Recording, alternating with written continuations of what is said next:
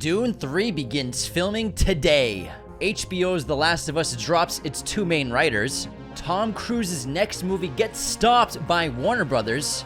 Jason Blum explains Megan 2.0's box office failure. Jurassic World Rebirth destroys the box office, and there's so much more to talk about in this episode of Movie News. What is up, movie friends? Welcome back to Raiders of the Lost podcast, the ultimate film and TV podcast, and this is our movie news episode where we go through all of the film and TV news so you don't have to. We watched the trailers, read the articles, checked out all the posters and movie stills, so sit back, relax, let us tell you what's going on in the world of film. I didn't know you could read. I don't really know how to. I just copy and paste. There's a shit ton to go over. Tom Cruise, Oldboy 2, The Last of Us has a lot of drama, Marvel, Fantastic Four, Street Fighter, some really cool re-releases, the Beatles, so much to talk about. But first, let's take it away with the box office, James. Obviously, Jurassic World Rebirth, which honestly nothing was reborn, destroyed the box office the 5-day July 4th weekend, $147 million domestically, huge opening weekend, plus adding that up with globally for a 326 total. Very expensive movie, but also obviously a massive box office. It's actually only the 7th best performer in the entire franchise, though. Is that last? Yeah, second to last. Okay. Which is, I think that's last. I can't remember how many are there. No, there's a Seven. lot. There's 8? 7. No, Seven. I think it's last place. 7. I guess that makes it last place. Yeah. I guess that's a nice way of saying it's last. I believe last time I checked it was 7th ranked for box office, which isn't great because at inflation, the number is obviously really big, but compared to 10 years ago when Jurassic World came out in 2015, that was a huge hit. Had more of a box office with less inflation, so not a huge number. Here's the big thing. It's a 5-day weekend for the holiday. The 3-day weekend, if you took the normal weekend numbers, Friday, Saturday, Sunday, Jurassic World Rebirth only earned $91 million. So it didn't even crack $100 million.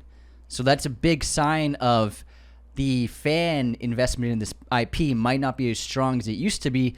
Although with the $326 million opening, front-loaded, yes, it can easily make about $800 million. I don't think it's going to hit $1 billion globally, though. I think it's going to be the first Jurassic in a while to not hit $1 billion. I think it'll hit $1 billion, but F1 is still storming away. Second place, 55% drop at the box office. Not bad considering Jurassic World took over. $26 million domestically, $240 million globally already for this awesome racing movie. In 10 days. Pretty fantastic. That's great. They've matched their budget, so now if they just keep making money, they can hit hopefully $500 million, and Apple might have a profitable film on their hands. I don't think they really care at the end of the day. How to Train Your Dragon still killing it. $9.7 million at this long weekend in America domestically. $516 million globally on How to Train Your Dragon, which makes it the biggest earner domestically of the entire franchise. The live action one. Oh, it's the biggest earner for domestically. Okay. All right. Yeah. It beat the animated ones. Oh, really? Wow. Yeah. That's big praise. Domestic numbers too, yeah. That's huge. Leo, not doing great. $4.9 million at the box office. This total is at $54 million domestically on a $350 million budget. Not a great sign for Disney Pixar over there. Not a great plan. 28 years later, still chugging, still chomping away. $4.3 million domestically this weekend, $125 million globally, so it's clearly, obviously, in the green already. It was about a $50 million budget. And all these movies, they gotta do whatever they can to make as much money this week until Superman comes out. Yes, they do. They got 4 days to keep earning some cash, and then everybody's gonna go see Superman. So Thursday, yeah, everyone's gonna lose their box office. It's gonna be huge. I I'm can't wait. expecting. I mean, maybe close to $200 million for Superman. Superman, the projections are going down a bit because the embargo is about to be lifted, and I've been seeing some mixed things. I think it's going to be fantastic. We're going to the world premiere tonight in Hollywood. We cannot wait to check out the carpet there. It's going to be fun. So look out for our social media posts while we're at the Superman world premiere. But other than that, I think it's going to probably hit 150 domestically opening weekend. It's pretty good. Pretty damn better good, than Jurassic, if you ask me. It's almost twice as. I think it'll double Jurassic World Rebirth's 3-day weekend. So 180. 180. We'll see. Yeah. We shall see. But let's get into some big news. Today marks the day that Denis Villeneuve's Dune 3 or Dune Messiah, whatever they're going to call it, has started production and is filming today. He's come back and teaming up with his writing partner, John Spates. And obviously we have everyone coming back. Timothée Chalamet as Paul Atreides. Zendaya's back. Florence Pugh will be coming back. Anya Taylor-Joy will be back in a big way. Jason Momoa he spoiled it himself that he will be returning as Duncan Idaho. If you know the books, you know how he's returning, but that was spoiled a while ago. We're not spoiling that. It was the first casting announcement they released for this film. And then also his son, Nakoa Wolf Momoa, will be playing Leto the second, or Leto the first, probably. I don't know how they're going to do it with the kids in this film. One of Paul and Chani's children, as well as Ida Brooke, has been cast as Ghanima. And then also Robert Pattinson, still no confirmation officially, but obviously we knew he was in talks to play a villain. We don't know which one he'll play. Potentially Rebecca Ferguson hasn't been confirmed, but I have this theory with Dune 3 that he's going to combine Dune Messiah, which is the second book in the franchise, and Children of Dune, which is the third book in the franchise, together in one big epic film, because the kids being cast in this film, those would be the children from Children of Dune. So the age they are. In the book they're like 6. They're 6 or 7. 6 or 7. But these kids are like 13 years old. Yeah. So I think they aged them up just like they aged down Alia in the first movie. They aged her down as far as you could age someone down. An infant in the womb. An embryo. An embryo, like quite the age. You can't age down any more than that. So, he's pulled over already. You can't pull over any further. That's my theory. I think Denis and his team, they're combining Dune Messiah and Children of Dune. It will wrap up the Paul Atreides story and set the future up. I just gotta bring something up. What? Because we talk about this film a lot. Yes, we are. There's no Z in Messiah. It's Messiah. Sorry, it's the Boston in me. Dune Messiah. Messiah. Let's do a couple runs of it. Dune Messiah. Do a couple runs of it. Just Dune get it out of your system. Dune Messiah. Dune Messiah. Dune Messiah. Messiah. Messiah. Messiah. I'm on it. I got it. There we go. No right. more Z's, man. Dune Messiah. No more Messiah. It's not pizza. It's Messiah. I'm just letting you know so you don't get canceled. I appreciate it. Yeah. The comments are people are probably already writing comments, so thank you, Anthony. Sorry, we're from Boston, where we pronounce everything wrong on purpose or by accidents.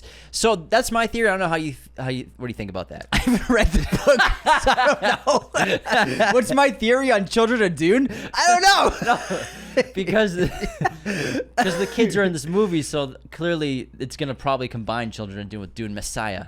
There, yeah, we did it. Oh, we did it. He said it. We'll see. I mean, that's a good theory. Yeah, that's what I think. I don't know. I don't know the stories though. It's the only thing that makes sense to me. I don't want to spoil the stories for anyone. I know an overall arc, but that's it. Yeah, I don't know specific stuff about those. And stories. I know Denis says that he basically wants. No, he's not going to call it a trilogy really, because it's technically the first 2 movies are just one book, and if he combines the second 2 books, which are shorter than the first one, the first one's thick and dense as hell. It's like 800 pages. It's a very girthy book. But Messiah and Children of Dune combined are probably maybe less pages than Dune. You saying Messiah is like music to my ears. I feel good every time you say Messiah. But this film's going to obviously follow, I think, Paul Atreides as he goes on his jihad across the universe. Crazy amounts of power, unchecked. And obviously with the setup of Chani at the end of the last film, if they're going to have children, my guess is what I thought they were doing at the end of the last film is she's probably already pregnant, but then leaves to isolate herself with other Fremen, the more rebellious, revolting Fremen, to maybe be a counter to him. And maybe we see Paul versus Chani as the main opposing forces in the film. Yeah, that's a great theory. And Stilgar is not confirmed. I mean, we don't have Javier confirmed yet, but I'm sure he's in it. He's got to be in it. I can neither confirm nor deny. Is he in it? Okay. Well, Stilgar, yeah, he's in the book. Okay, good. Yeah. Yes. Sorry, spoilers. Lisa Al-Gaib. These are all things that are in the books. 60-year-old book. I get it. I'm sorry. Let's stay on Warner Brothers for a little bit. It's Warner Brothers and Tom Cruise news, and it's connected to the. I think it's connected to the poor box office performance of Mission Impossible: The Final Reckoning. All said and done, it's estimated that the film has cost Paramount $300 million. They're that much in the red from the global box office. The film it'll lose them $300 million, not cost them. That's another way of saying it. I guess. That's another way of saying it. The budget was what it cost. I'm just saying. Okay, I just said they're in the red. $300 million. It's just the wording wasn't great. Hey, you came on me for Messiah. Well, you were saying the wording correctly. Yeah. They're in the red $300 million from The Final Reckoning. And this was a very expensive movie. It did pretty well at the box office, about $600 million, but that's not enough to really recuperate its costs. Plus, it had a huge marketing campaign, really, really big budget for that marketing. And this begs the question, should we dial down these giant budgets, even for a Tom Cruise movie? Because not every movie is guaranteed to make $1 billion, and the Mission Impossible movies have always had a ceiling. And this, I think, has affected Tom Cruise's next project, his Ana de Armas collaboration Deeper from director Doug Liman. Warner Brothers has paused development on this film. They were supposed to get into production relatively soon. They've been training for it. People say it's due to the concerns that the budget is about $275 million. So reports say Tom Cruise is shopping the film elsewhere. Although I did read reports that the budget is $200 million, so it's a little conflicting. Either way, it looks like if Final Reckoning destroyed the box office, I'm sure Warner Brothers would have felt comfortable pushing this forward. But because of that box office, I think it's maybe they were like, let's dial back the budget a little bit. This is a little too much of a risk for us. Yeah, I mean, Final Reckoning made a boatload of money, but it costs so much. Really, I think the only movies right now that justify costing that much because they're guaranteed to make several billion are the Avatar films. Yeah. You know, when Avatar Way of Water comes out, it's going to make $2 billion, and that justifies the massive price tag those movies always have. The Doomsday movie's probably going to do the same thing. But, you know, like you said, there's always been a ceiling on Mission Impossible. The last two were not huge hits. Fallout was a big hit compared to its budget for sure. But the Dead Reckoning Part 1 wasn't a very profitable film. It made over $500 million, but again, a very expensive film to make. Yeah, those budgets should be topping out at 200, not passing that, because they will make about 600, maybe 650. So that justifies the $200 million budget, but going higher than that, it's a big risk. Yeah, if you have a $400 million movie, you need $1 billion-ish to break even. You're splitting ticket sales with movie theaters. They don't play movies for fun, ladies and gentlemen. They play movies to make money. Yeah, a lot of people. A lot of people are still confused about that. We've gotten, like, the last couple of weeks, For years we've gotten hate. But we talk about it so much. But recently, we've gotten some comments and DMs, people saying that we didn't know what we were talking about with the Thunderbolts not earning profit. Lost money, lost $100 million. But it's like they weren't factoring in the theaters get about half the ticket sales. So that's always you always have to factor that in to whether a studio is actually earning profit on their release. Yeah, Thunderbolts lost at Marvel over $100 million. Yeah.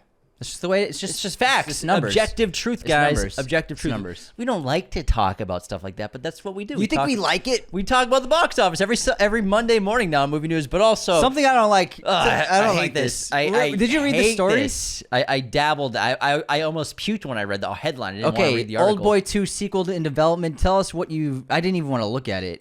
I don't know much. I just know that Dayson's coming back, I guess, somehow. And what I heard from a rumor, it's in development, so obviously I don't think the script's written, but it's probably been pitched and approved, is Josh Brolin's character from the American Spike Lee version and Daesun in the Korean version are going to meet. I don't know if that's true. Anthony's walking off the stage right now. He's out of the studio. See you later. I'm guessing, I think that's what they're going to do. So two tongueless guys are basically just going to... Do they not play the same? They technically play the same character, though. I don't know if that's the truth, but I know that they're probably going to go ahead with this, and it's in development. Who knows what the plot will be, if that's it or if that's just a rumor. Either way, I don't want a fucking Oldboy 2. It's a masterpiece, one of its kind. I know it's already part of a trilogy. It's part of Park Chan-wook's Revenge trilogy. They're kind of connected movies, mostly through theme and motifs. But at the end of the day, I don't know why this is going to be touched, and I doubt Park Chan-wook is in the works. No way himself. He would be. I doubt he would. No fucking way. It might just be a rumor, but I think they're probably going to go ahead with it. Someone's going to do it. What's not a rumor, though, is probably the biggest story of the week, and that's about the Last of Us HBO series. Huge news. Neil Druckmann has left the production for the foreseeable future for the HBO adaptation. He says he's going to be focusing more on his Naughty Dog projects. Also, Haley Gross, the co-writer and longtime collaborator of Druckmann, confirmed she also will not be returning for season 3 of the HBO series. The thing is, they both said they're going to put their work into Intergalactic: The Heretic Project, Prophet, the new upcoming Naughty Dog release. And it looks like HBO, in a way, I don't know if this is them cleaning house. I don't know if this is really them saying we want to go to the other project. We kind of laid the foundation for the series. Let someone else take the reins. But you can't help but deny, the fan reaction responses to the show weren't great. Does 55% ratings drop? That's insane. And this is something where HBO is investing a lot of money into this. Warner Brothers is investing a ton of money into this. If people aren't watching their show, that's a big problem. This might be HBO being like, you guys, we love you, but we need to take this in a new direction. And we need to actually justify the show's budget, and we need to get fans back on board. And the thing is, Craig Mazin's in charge of the show too. He's the showrunner in addition to Neil Druckmann. Now, what's so interesting is I thought that when they went to season 2, they'd mix things up in terms of the story, because the story from the game part 2, same reaction. People turned away from it. They didn't want it. The things that happened in the show and the game really pissed fans off. And I love the games. I was pissed off at the game too. I played that game twice, and I think it's a brilliant masterpiece. But the story is not perfect. There are flaws, but I thought with the TV show, they take the opportunity to change things against the tide of negativity that came after them years ago, and still is. I mean, there's still YouTube analysis videos every day about the Last of Us video game. That's how good the game was. Is people are still upset about it, and I can't believe that they didn't see this coming. At the end of the day, I saw this coming from a mile away. But it's interesting, you don't usually see a very successful showrunner or creator leaving after 2 seasons. Season 1 was great. Season 2, very mixed, very muddled. And who knows what happened? Who knows? Was he muscled out? Was it an executive decision? Or did Neil Druckmann spread himself too thin? Is he like Bilbo Baggins? He feels like butter spread out over too much toast, I think it's best for Naughty Dog, for Neil Druckmann to be back at Naughty Dog, full time. That's his main creative endeavor, leading the release of the next game, which looks really fucking cool. But at the end of the day, people did not respond very well to season 2. Massive, massive ratings drop. When you lose more than half your audience over the course of a few episodes, you got to make things change. Yeah. I mean, I didn't like the second season, and I stopped watching it after 3 episodes or 2 episodes. I wasn't feeling it. It could be one of the best shows ever made. That's the thing. It could have been. And just the changes they've made to characters are just really scratching people's heads. And then the people who aren't gamers experiencing the story for the first time are like, "What is this? What the game's like?" Because this is not great. Yeah. It's interesting when you have such a huge backlash to a story, and then you do the story again. That's what I mean. Maybe this. I mean. There is an importance to listen to the audience. If an overwhelming majority of the audience reacts negatively to something, maybe something's wrong with the story. Sonic, baby. Yeah. They listen to the fans. They change the design, and it's a hit. And so back to Final Reckoning, I know there's so much exposition, but McQuarrie and Cruz said that they listened to audiences after the first Final Reckoning, and they were like, okay, we messed up these things. Let's try to tighten it up. For the Final Reckoning, I meant Dead Reckoning, and so they did their best to listen to the audience, and it changed what they were doing with the final film that they did. I think it's important to listen to the audience, because I think there's been recently like a kind of stubbornness with some people who make movies and TV shows, not all of them, of being like, screw the audience, I'm gonna do it. We're gonna do it like this, and who cares? Like, let's piss them off or let them get mad.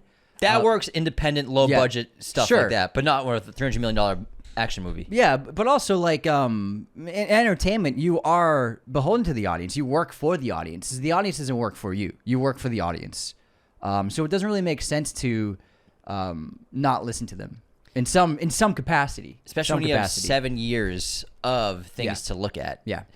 That is what it is. Season 3 will follow Abby's storyline mostly, so I don't know how people are going to take to that, but I right now don't plan on tuning into season 3 as of the moment, which is too bad because I really adore those games, but they've lost a lot of viewers. Let's talk about Blade, though. We do have some news from Disney Marvel's Blade. Not the news that you want to hear, though.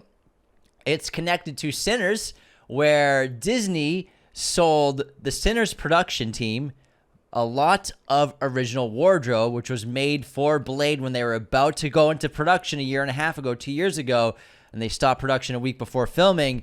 They sold a lot of that wardrobe to the Sinners production, which is actually in the movie. So those reports about what the original Blade script were true then, basically. 100%, yeah, of it being a period piece mixed with present day. Yeah. But a period piece like 1920s. So, yeah, Blade movie. We got our Blade aesthetic in Sinners, kind of. We got some Blade clothes. Yeah, we got Blade's clothes, but yeah, Blade wardrobe. Yeah. Blade was actually gonna wear a tank the whole time, just like Michael B did. I mean, he looked like Blade. He looked good. Yeah, he looked real good. All right, let's talk about Marvel. Apparently, Phase 5 of the MCU has officially ended with the release of the TV series Ironheart. the Fantastic Four will officially mark the start of Phase 6. I can't wait for Phase 44. We're 82 years old. And speaking of What's so confusing about the phases is like there's like what are even the chapter markers? Where does it's hard to even tell when one begins and one ends. That's why they tell us. I know, but like you can't even visualize like what you can visualize Phase 1. That's it. Up to Avengers. Just look at a timeline, bro. You'll figure it out. I don't want to look at a timeline. Just stop it with the phases. And that's why enough phases. Tuning I'm out. done. Let's talk about Fantastic Four some more though. So they dropped even more posters, even more trailers, a couple more clips. They're starting to really ramp up their marketing campaign, the junkets, which I think they're going to wait till after Superman comes out to really start pushing it even more. But also, it's been revealed that Paul Walter Hauser will be playing Mole Man in the Fantastic Four, according to the film's prequel comic book. Who the fuck is Mole Man? He's Mole Man. He's the guy He's the guy with the mole. Yeah, man. Oh, is he Fred Savage from Austin Powers? Exactly, man. Exactly. Mole He's Man. the Mole Man. He's the mole guy. Fantastic. Can't believe you don't know who Mole Man is. Let me look this guy up. Let's look this up. Oh, yeah. All right. He's a guy. He's got like a cape. He's got blue like laser glasses. All right, looks pretty cool. Yeah, let's talk about some upcoming re-releases for all-time Western films. No Country for Old Men and Unforgiven will be getting re-released in select Alamo Drafthouse theaters later this month in July. Both films have been chosen by Ari Aster. Ari Aster. Ari Aster. I can't do it. I don't know why. I'm like, before I say his name, I always like look at Anthony and I'm like, oh, he's gonna laugh at me. Ari Aster as two of his favorite westerns that inspired his new film Eddington. So a bit of a little fun press to hype up the excitement for Eddington here. I'd love to see those in theaters. Me too. Me too. Sorry. All right, let's talk about Street Fighter. We have a huge cast list officially announced. 50 Cent is playing Balrog. Oh, you almost did. You almost said Balrog. Whoa, there's a giant spider above your head. Look at that thing. Hold on. Don't knock the cameras over. What's up? It's just a dude. He was about to land on your head. He's coming for me. Yeah, let him outside. Put him in your hat. I just saved your life, bro. Yeah, put him in the corner. Anyways, Street Fighter cast as Anthony disposes of the giant spider safely. He's still alive. Don't worry, everybody. 50 Cent. He's coming for me. 50 Cent is the Bal. He's still on your hat. It's all good. 50 Cent is the Balrog. Andrew Koji as Ryu. Orville Peck as Vega. Cody Rhodes as Guile. Noah Centineo as Ken. Isn't he also He-Man? Noah Centineo, or is that someone else? That's incorrect. Okay. Thanks. He's the Adam. No, he was the big guy in Black Adam. Oh, okay, yeah. The Mark Ruffalo looking guy. Yeah. Jason Momoa is Blanca. Oh, that's good casting. Kalina Liang as Chun-Li, who's about to be everyone's fever dream. Let me look this up. Roman Reigns as Akuma. Andrew Schultz as Don Hibiki. And David Dastmalchian was just recently cast as M. Bison. This movie is in production right now. Nice. I don't understand what the tone's going to be with 50 Cent here, though. Who knows, man? Who knows? Just going to be talking about Diddy the whole time. We have two passings of two well-respected actors. Michael Madsen passed away at the age of 67, and Julian McMahon passed away at the age of 56. Yeah, really sad stuff. Michael Madsen, just an icon, so many great movies. One of the muses of Tarantino's early career for sure, and it's cool to see him in so many big roles as well. After that, and Julian McMahon, if you don't remember him, he was a Nip Tuck, but he was also the original Doctor Doom in the first Fantastic Four movie. We were watching Nip Tuck when it came out. I remember. It was a good show. Back in the early FX days. That was good. Really young, 56. Wait, wasn't Ian? No, was the other Nip Tuck guy in Fantastic Four? Is that who's the other guy in Nip Tuck? Just some guy. Just some guy. I can't remember his name. I can picture his face, but I don't know his name. Yeah, never mind. Megan 2.0. We all know it did not perform very well at the box office comparatively to the original Megan, which made $180 million at the global box office when it came out. Megan 2.0, which cost at least $25 million to produce before marketing, opens to just $10 million domestically in a total of $17 million. So not a big hit at all. Jason Blum made comments on Megan 2.0's box office flop. He said, "We all thought that Megan was like Superman. We could do anything to her. We could change genres. We could put her in the summer. We could make her look different. We could turn her from a bad guy into a good guy." And, I understand they want to do something different here, but I think at the end of the day, they had the next Chucky on their hands. They had the next, great doll villain. And I think it could have been a great franchise. I'm sure they'll still make a third one, but if they do a third one, go back to the horror, go back to Megan being a bad guy and just killing people. That's what people wanted to see, and that's why people liked it. Yeah, clearly, people loved Megan when it came out, but I think the trailer and the marketing, when people saw what the sequel was, I think everybody was just confused what this movie even was at the end of the day. And it was a completely different thing. And, it's a lesson for them, I'm sure, going forward. I think it worked pretty well as a horror film. People loved it. I never understood why they turned it into a sci-fi action movie. And from what I've heard, I haven't seen it, there's a lot of fight scenes in it. Mm-hmm. Like apparently there's like a ton of fighting in that movie. And that's not what Megan was at all. Yeah, I respect trying to do something different, but I think that's like your crown jewel. Let's keep going and what worked with it. But I'm sure that Megan 3.0, I'm sure there'll be a third one. Go back to the horror roots. Just make Megan for good. Megan for good. Next up, we got an update on the Beatles movies from director Sam Mendes. Ringo Starr says that he gave Mendes tons of notes and information about his time with the Beatles for the upcoming biopics. I think, call me crazy, the Ringo Starr movie might be the one that could be the strongest film. Why do you say that? Because Ringo was always the number 4. He was always the kind of like the forgotten, lived in the shadow of everyone. Never really fully like you can see it in the Get Back documentary. There is like a way that they were to him where when he came up with the song idea, it was like, okay, yeah, Ringo's got a song, we'll play it. You know what I mean? He was great drummer for the band, but I think that there's a depth to that character that could make a very, very strong movie. True. Of being the 4th Beatle and the kind of the forgotten one. I guess, yeah, not exactly forgotten, but everyone's least favorite if you had to rank them for sure. Yeah. And what I think I learned from the documentaries, that one and the few more recent ones that have come out, is I think Paul just stands out as like the true genius of the whole group. So I'm really curious about the Paul film. Him and John. Yeah, no, I know John too, but I mean, a lot of the bits of the behind the scenes, there's like Paul is like, for me, I was watching it.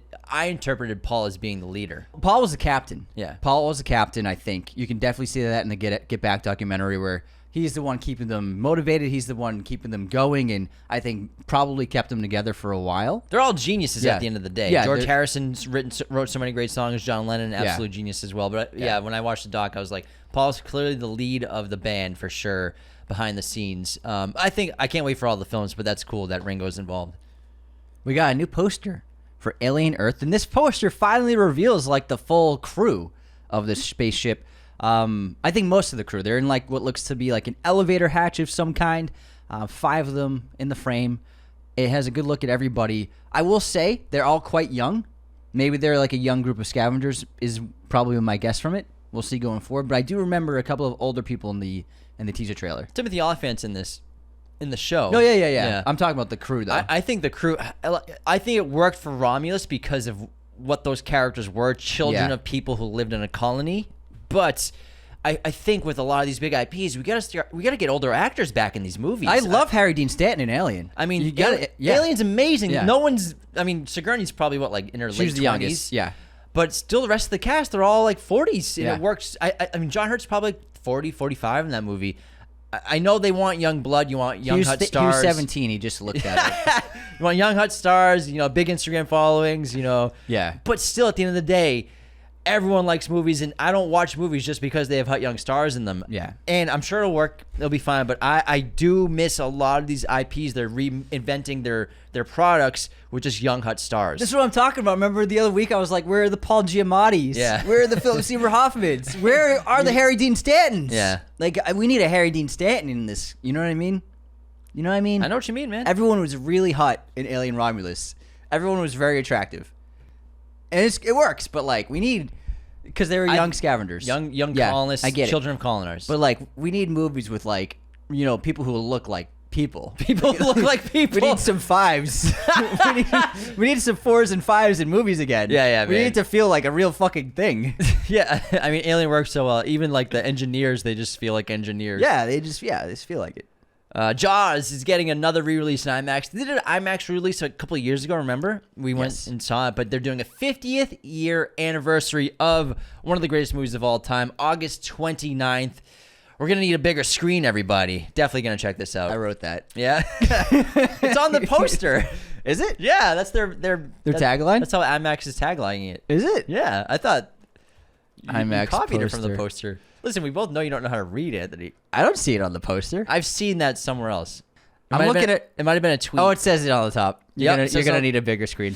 Yep. Yeah. Thanks. I like being right. I will say I did not see that. I know. So it's very creative that you came up with it, just like IMAX's marketing team did, Anthony. Thanks, man. It's really well. It does clever. seem like an obvious joke if you think about it. It is an obvious joke.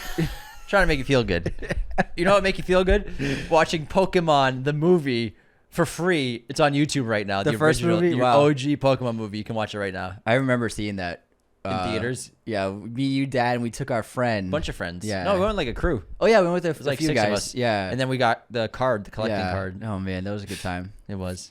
Yeah, I remember like just the first scene. It was just like, oh my So god, hype. it's crazy, unbelievable. Be the very best. No one ever was. Bum, bum, bum, bum. All right, what's next? Mark Hamill has been revealed to be narrating the new video for the first rule of the Long Walk, the upcoming. He's not revealed. He's the guy in the movie. Yeah, I'm saying he's like narrating the new video for the first rule in the Long Walk. It's a weird way to say it. I say he's been revealed to be narrating the new video. He's not revealed. He's just narrating. He's just. Where's it say revealed? I'm not reading your words word for word. But you're like reveal like it means like he like stepped out from behind a curtain. I'm just saying. He's in the trailer already. Jeez Louise, man. Mark Hamill narrates a video. You happy? Yeah, that's way You better. happy? Yeah, yeah. You happy? Oh my god, I'm gonna punch you. In theater September 12th. You couldn't reach me. All right, we don't have a remake coming up next, but we have another spin-off series of a beloved film, one of the films to win the Big Five, one of the only three. You've been asking for it. Now, I bet y'all remember that TV series they did, Ratched, Nurse Ratched, the spin-off series of One Flew Over the Cuckoo's Nest, starring, what was her name? What's her name? Sarah Paulson. Sarah Paulson. Now, what we all have been waiting for, that didn't work out, but that's because they didn't go with this first. Now we have a series following Chief Bromden after his escape at the end of the film. This will be a spin-off series from One Flew Over the Cuckoo's Nest. We all wanted it. I guess there's no such thing as keeping a mystery alive for a movie Nope. character. This makes no sense. Why would we do this? 'Cause 50 years ago. No one's got any ideas anymore, 50-year-old movie. Yeah, that's what's crazy. The number 5 actor in that movie is getting a spin-off. Why? The movie works because you just like Chief is he's finally free. Just let him, like, that part of like movies like that is like you don't need to know what happened. It's just like it's up. It's like just I don't know. I know. I get what you're trying to say. The spin-off series will have nothing to do with the hospital too, because he'll escape. Yeah. and that's just gonna be his life. The first Unless shot he goes is the back. first shot gonna be him through the window and then climbing out. Is that gonna be the first shot of this TV show? I have no idea. Oh my god. Why? Anthony's upset. This is so dumb. This is so dumb. Well, Roses looks pretty funny. Roses looks good. It's like a charming, dark comedy. Benedict Cumberbatch and Olivia Colman are dynamite together in the marketing. They've released a few trailers.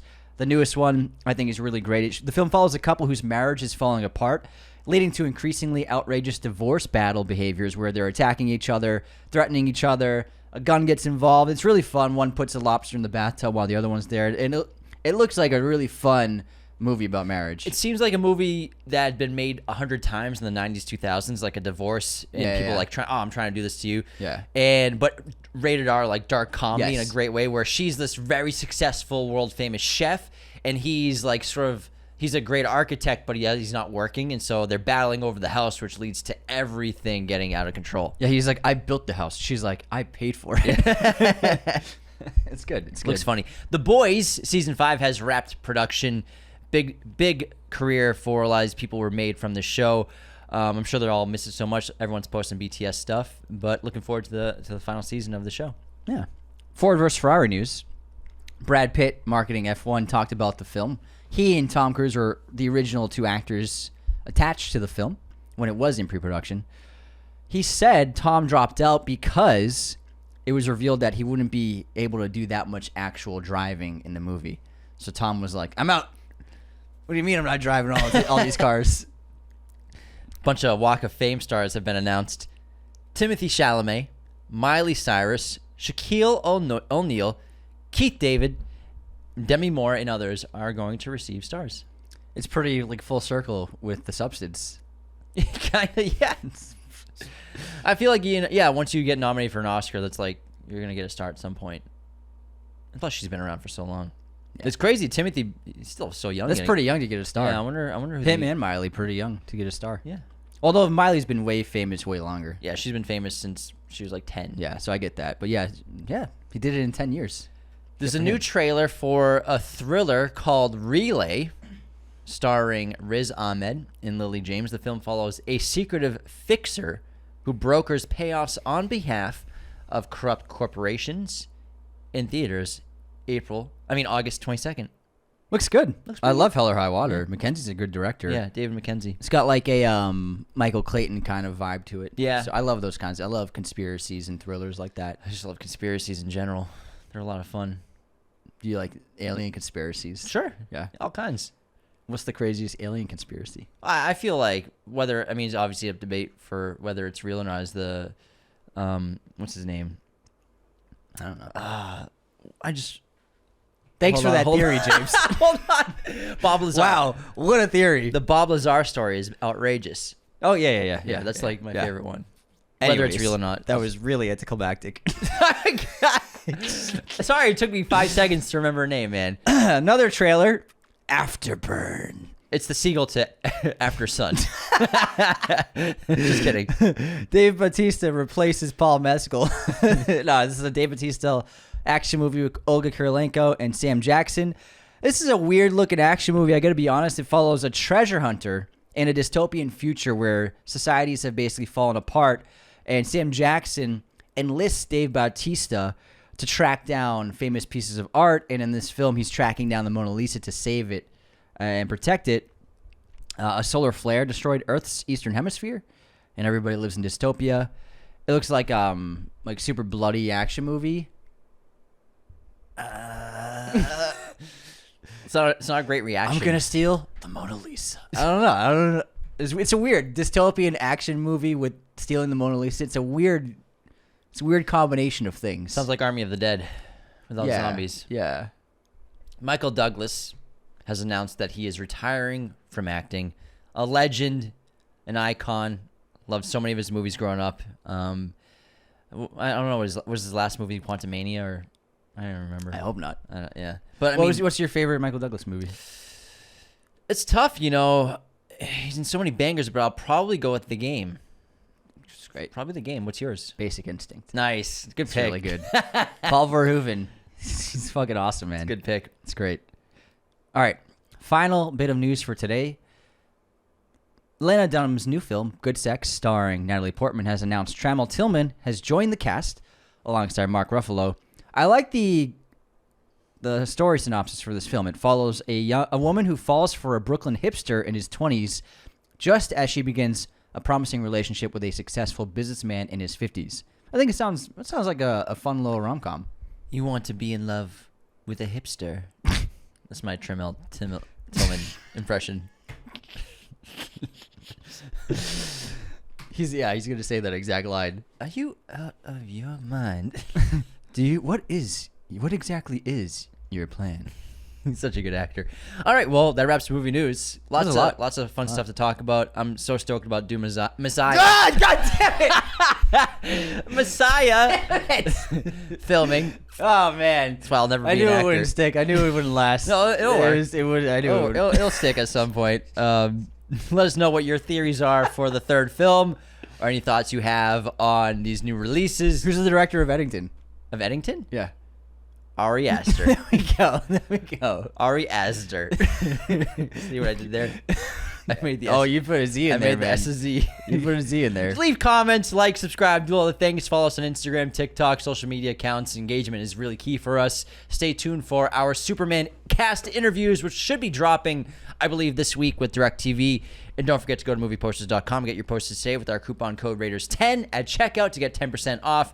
Patreon.com/Raiders of the Lost Podcast to sign up for all of our bonus content.